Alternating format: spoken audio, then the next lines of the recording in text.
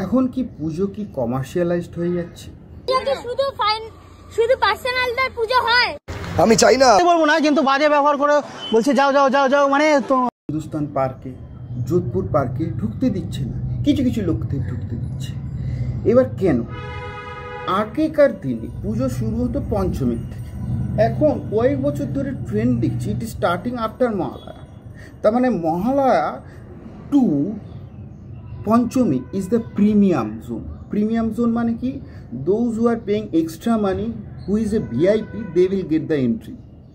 এবং এর কারণেই আমাদের পাড়াতে একটা এই ভলেন্টিয়ার রিক্রুটমেন্ট করার জন্যে একটা অফিস আছে, হিউজ ছেলে মেয়ে আসছে।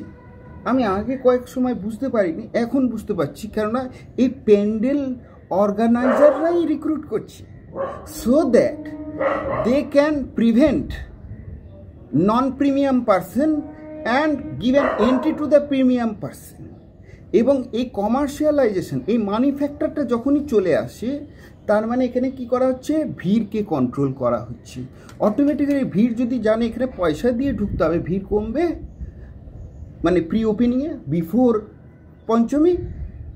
তো এইভাবেও ইকোনমিক্স কাজ করে। এখানে দুটি কাজ হচ্ছে, যারা establish pandal, they are asking money for pre-opening. Whether you are eager to pay, content creator eager to pay, calm down. If you are not eager to pay, do not make the queue. তার মানে crowd management efficient হয়ে যাচ্ছে এবং লোককে manage করার জন্যে চলে আসছে কারা? এই বাউন্সার টাইপের volunteer. Do not mind bouncer বললাম। সো এইভাবেও ইকোনমিক্স কাজ করে। যেখানে ডিমান্ড বেশি, আগে ডিমান্ড ছিল না, মহালয়ার পরই পুজো দেখা, এখন ডিমান্ড বেশি, লোকেদের লাইফে ফার্স্টেশন বেশি, তাই জন্য আগের থেকেই পুজো এনজয় করতে চায়। তাই জন্য প্যান্ডেল, এস্টাবলিশ প্যান্ডেলওয়ালা প্রিমিয়াম চার্জ করছে। কালের দিনে মনে হয় সাবস্ক্রিপশন মডেলও চলে আসবে।